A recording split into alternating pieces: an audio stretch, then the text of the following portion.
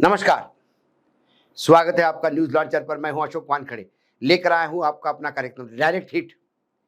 एक बार फिर मेरा देश भारत बुरी तरह से हिट हुआ है और यहां चोट लगती है जब भारत हिट होता है और क्रोध आता है हमारे नाकारा नेताओं पे, इस देश के नेतृत्व करने वालों पे, कि जिनके चलते, जिनके नाकारापन के चलते, जिनके अपने निजी स्वार्थ के चलते, जिनकी अपनी रीढ़ की हड्डी कमजोर होने के चलते भारत बार बार अंतर्राष्ट्रीय स्तर पे मुंह की खानी पड़ रही है। पहलगाम में आतंकियों ने हमला किया, यकीनन पाकिस्तान की गलती थी, पाकिस्तान ने करवाया।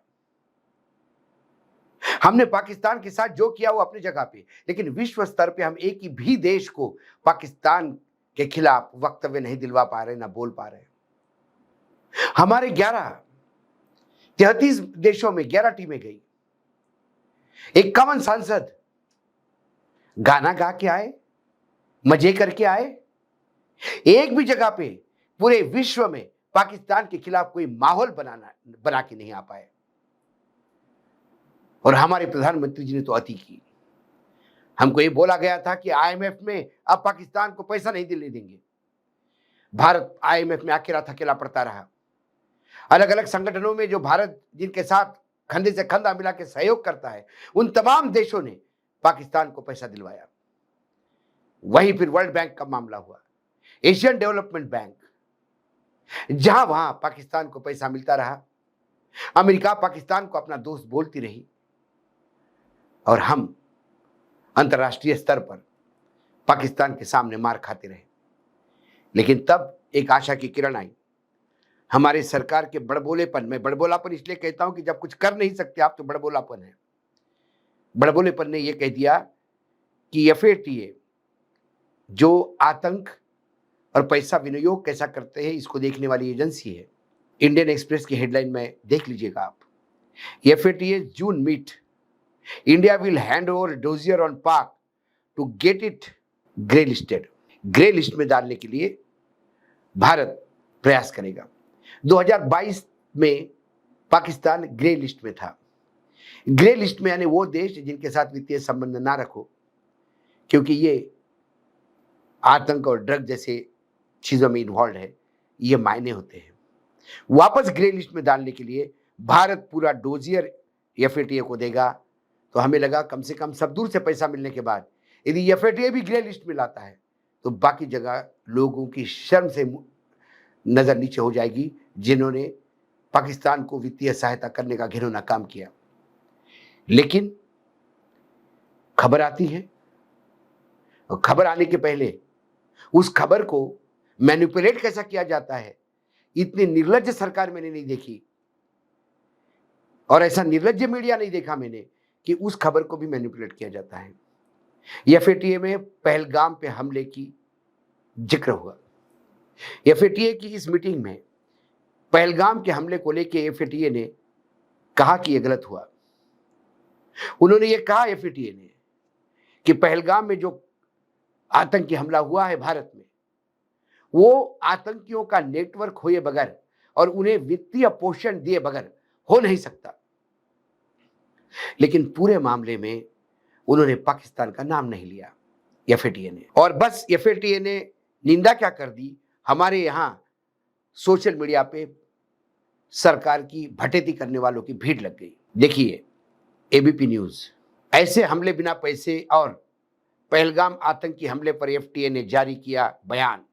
संयुक्त राष्ट्र की एंटी टेररिज्म संस्था एफएटीए ने 22 अप्रैल को हुए पहलगाम हमले की निंदा की और एफएटीए ने कहा कि यह हमला बिना पैसे के और आतंकी समर्थकों के बीच धन के लेने देने के साधनों के बिना नहीं हो सकते हैं।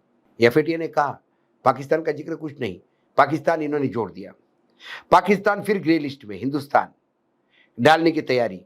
एफएटीए ने पहलगाम के आतंक पर हमले पर लताड़ा। एफएटीए ने ये बार बार एक ही बात सभी लिख रहे हैं। एफएटीए के बयान में कहा कि पहलगाम जैसे आतंकी हमले बिना धन और नेटवर्क के संभव नहीं। बयान तब आया जब भारत ने पाकिस्तान की ओर से लगातार आतंकवाद को समर्थन देने की और धन आपूर्ति करने की सबूत उजागर किए हैं। लेकिन फिर भी उन्होंने पाकिस्तान का नाम नहीं लिया। फिर उसके बाद आप इंडिया देखिए, बिना धन के संभव नहीं। पहलगाम आतंकी हमले पर आतंकवाद निरोधी निगरानी संस्था एफएटीए ने की निंदा। एफएटीए की पहलगाम हमले की निंदा, कहा बगैर धन के संभव नहीं, पाकिस्तान की बढ़ सकती है मुश्किलें। ये अभी सोशल मीडिया पे भीड़ लगी हुई है, लेकिन वास्तविकता क्या है? हम क्यों कह रहे हैं कि हिट हो रहा है भारत? भारत इसलिए नहीं हिट हो रहा है कि एफएटीए ने ये कहा। भारत इसलिए हिट हो रहा है कि एफएटीए ने पाकिस्तान को ग्रे लिस्ट में नहीं डाला और इसके वजह से पाकिस्तान में जश्न मन रहा है। पाकिस्तान को वित्तीय कार्यवाही बल यानी एफएटीए से बड़ी राहत मिली। दरअसल ऐसी शंकाएं थी कि एफएटीए की जून में होने वाली बैठक में पाकिस्तान को ग्रे लिस्ट में शामिल किया जा सकता है। पाकिस्तान ये कहता है कि भारत ने इसके लिए खूब मेहनत की, ग्रेट, लेकिन क्या हुआ? इसके बावजूद भी एफएटीए ने पाकिस्तान को ग्रे लिस्ट में नहीं डाला। अब आगे देखिए, पाकिस्तान के रक्षा मंत्री ख्वाजा आसिफ ने तो सार्वजनिक तौर पर पाकिस्तान की जीत और भारत की हाली रूप में प्रस्तुत किया गया। पहलगाम आतंकी हमले के बाद भारत पाकिस्तान में तनाव बढ़ गया। फिर उन्होंने कहा कि भारत ने जिस हिसाब से हमको प्रस्तुत किया गया था वो भारत की बहुत बुरी हार है। अब 2022 में एफएटीए की ग्रे लिस्ट से पाकिस्तान को हटा दिया गया था। 2022 तक पाकिस्तान ग्रे लिस्ट में था और काफी सालों से था। इसके बावजूद पाकिस्तान ने कोई सुधार नहीं किया और आतंकवादियों को न सिर्फ सुरक्षा पनाहगाह उपलब्ध करा रहा है, बल्कि टेरर फाइनेंस करने के जैसे आपराधिक कामों में भी शामिल है। यह भारत सरकार बार बार कहा है। लेकिन किसने मदद की एफएटीए में? यकीनन अमेरिका की छुपी सहायता तो हमेशा उनके साथ रहती है, लेकिन इस बार इस बैठक में, जो जनरली अक्टूबर, फरवरी और जून के महीने में पूर्ण बैठकें आयोजित होती है और समय समय पर रिव्यू होता है, इस्लामाबाद के पक्ष में स्पष्ट रुख अपनाया, जबकि तुर्की और जापान ने भी पाकिस्तान को ग्रे सूची में नहीं डालने के लिए पूरी तरह से समर्थन दिया। सरकारी मतलब पाकिस्तान का ये क्लेम है। और उसके बाद यदि मैं कहूं तो टर्की तो यकीनन पाकिस्तान का साथ देगा, जो युद्ध के समय भी साथ था। जापान ने भी कहा पाकिस्तान ग्रे लिस्ट में नहीं जाना चाहिए। चीन ने भी पाकिस्तान का समर्थन किया कि पाकिस्तान खुद आतंक के खिलाफ लड़ रहा है। अमेरिका के एक जनरल ने, जो सेंट्रल कमांड के कमांडिंग ऑफिसर है, सीओ है, उन्होंने अपने पार्लियामेंट के कमेटी के सामने पाकिस्तान को आतंक के खिलाफ लड़ने वाला एक बेहतरीन पार्टनर बताया अमेरिका को। जब अमेरिका उसे आतंक के खिलाफ लड़ने वाला पार्टनर बताता है, जब तुर्की उसको कहता है कि ये खुद परेशान है, जापान कहता है कि पाकिस्तान सुधर रहा है, तो फिर एफएटीए ने पाकिस्तान को ग्रे लिस्ट में डालने से मना कर दिया। हमारा मूर्ख मीडिया इसी पे खुश है कि एफएटीए ने कहा कि पहलगाम हमले की वो निंदा करता है। मेरा दुख ये नहीं, पहलगाम हमले की सारा विश्व निंदा करता है, लेकिन पाकिस्तान को कटघरे में कौन खड़ा करेगा?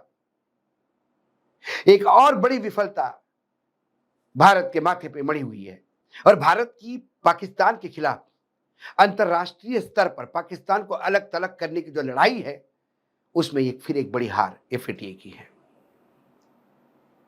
क्या हमारी सरकार कभी इसका जवाब देगी? IMF, world bank, WTO Pakistan को यूनाइटेड स्टेट्स में आतंक के खिलाफ कार्रवाई करने वाली समिति का उपाध्यक्ष बनाया। शशि थरूर कहते हुए इतना मायना नहीं रखता। फिर मायना किस बात का है शशि थरूर?